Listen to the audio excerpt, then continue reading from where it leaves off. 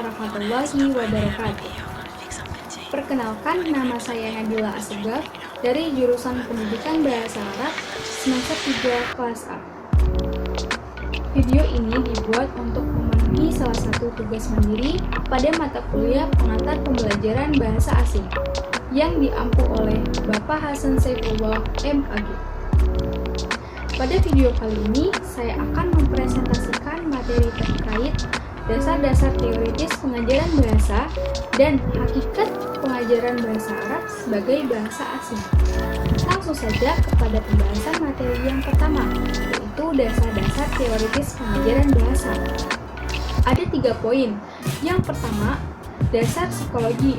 Yang kedua, dasar linguistik. Dan yang ketiga, dasar pedagogi. Dasar psikologi. Para ahli psikologi pembelajaran sepakat bahwa dalam proses belajar mengajar terdapat 2 unsur penting. Yang pertama yaitu unsur internal. Internal ini merupakan unsur yang berasal dari dalam diri seseorang. Contoh, minat, bakat, kemauan, dan pengalaman yang ada dalam diri seseorang. Yang kedua yaitu unsur eksternal. Unsur eksternal ini merupakan unsur yang berasal dari luar diri seseorang. Contohnya lingkungan, guru, buku, dan lain sebagainya. Yang menjadi pokok perselisihan adalah jawaban terhadap pertanyaan unsur manakah yang menjadi faktor dominan atau paling besar pengaruhnya dalam proses pembelajaran. Nah, jawaban atas pertanyaan ini bisa ditelusuri melalui 2 mazhab besar dalam psikologi, yaitu mazhab behaviorisme dan mazhab kognitif. Mazhab behaviorisme ini dipelopori oleh ilmuwan dari Rusia yang bernama Pavlov. Mazhab behaviorisme ini memberikan perhatian lebih besar kepada faktor eksternal, yang mana menjelaskan pengertian tentang tingkah laku melalui aksi dan reaksi atau stimulus yang menghasilkan respon. Dalam pembelajaran bahasa, mazhab behaviorisme ini melahirkan pendekatan oral atau disebut juga thorikoh sam'iyah syafawiyah. Dalam pendekatan ini, peran guru sangat dominan karena gurulah yang memberikan stimulus berupa ganjaran ataupun hukuman dan lain sebagainya. Yang kedua, mazhab kognitif. Mazhab kognitif ini lebih memfokuskan terhadap faktor internal, bertolak belakang dengan mazhab behaviorisme yang menekankan pentingnya stimulus eksternal dalam pembelajaran. Mazhab kognitif menegaskan betapa pentingnya keaktifan pembelajar. Pembelajarlah yang mengatur dan menentukan proses pembelajaran. Lingkungan bukan sebagai penentu awal dan akhir positif atau negatifnya hasil pembelajaran. Menurut pandangan mazhab ini, seseorang ketika menerima stimulus dari lingkungannya, dia akan melakukan pemilihan sesuai dengan minat dan keperluannya. Kemudian menginterpretasikannya, kemudian menghubungkannya dengan pengalamannya yang terdahulu, baru kemudian memilih alternatif respon yang paling sesuai. Yang kedua, dasar linguistik atau bahasa. Perbedaan dalam cara atau mengajarkan bahasa dipengaruhi oleh perbedaan pandangan terhadap hakikat bahasa dan perbedaan dalam cara menganalisis serta mendeskripsikan suatu bahasa. Pada dasar linguistik ini terdapat 2 aliran penting. Yang pertama, aliran strukturalisme. Aliran ini dipelopori oleh linguis dari Swiss yang bernama Ferdinand de Saussure dan dikembangkan secara spesifik oleh Leonard Bloomfield. Aliran strukturalisme ini memiliki pandangan tentang hakikat bahasa, yaitu yang pertama, bahasa adalah bahasa lisan. Yang kedua, kemampuan bahasa diperoleh melalui kebiasaan yang ditunjang dengan latihan ataupun penguatan.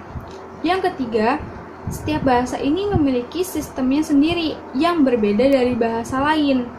Yang keempat yaitu setiap bahasa memiliki sistem yang utuh dan cukup untuk mengekspresikan maksud dari penuturnya.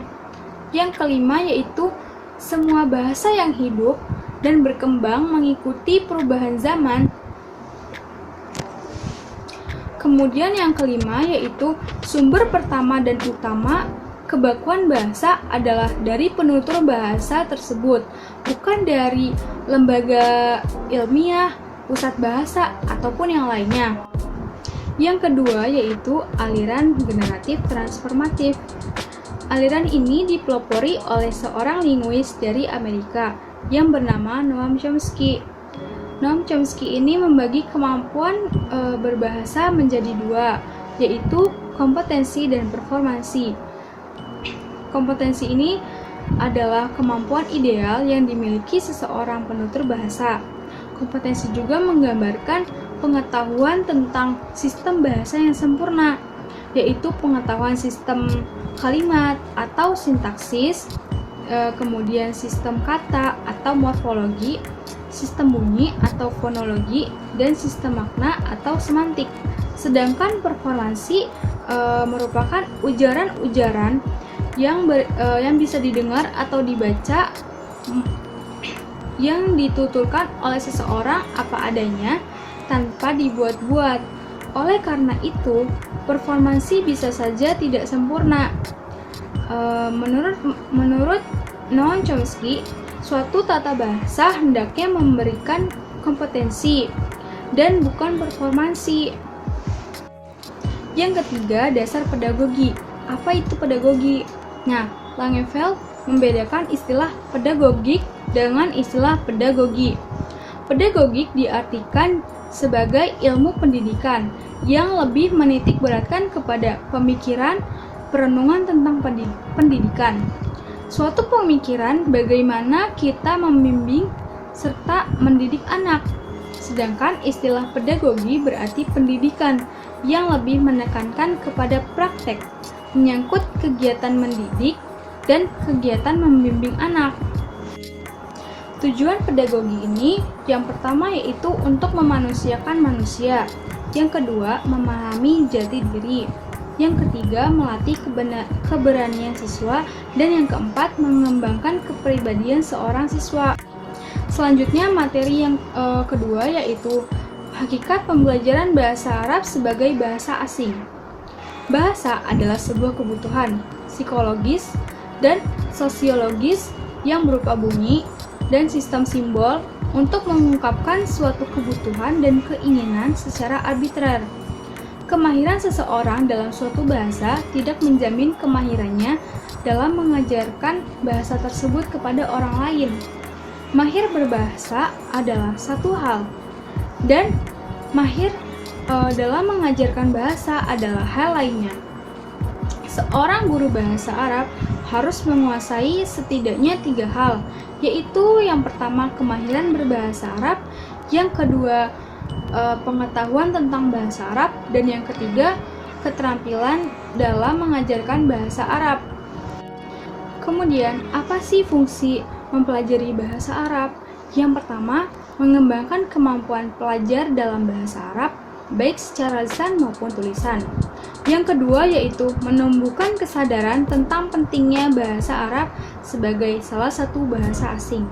Yang ketiga yaitu menjadikan bahasa Arab sebagai alat utama untuk belajar, khususnya dalam mengkaji sumber-sumber ajaran Islam yang ada pada Al-Quran dan Hadis. Mungkin hanya itu penjelasan materi dari saya. Mohon maaf apabila terdapat kesalahan dalam pengucapan kata ataupun sikap. Terima kasih yang sudah menonton. Wassalamualaikum warahmatullahi wabarakatuh.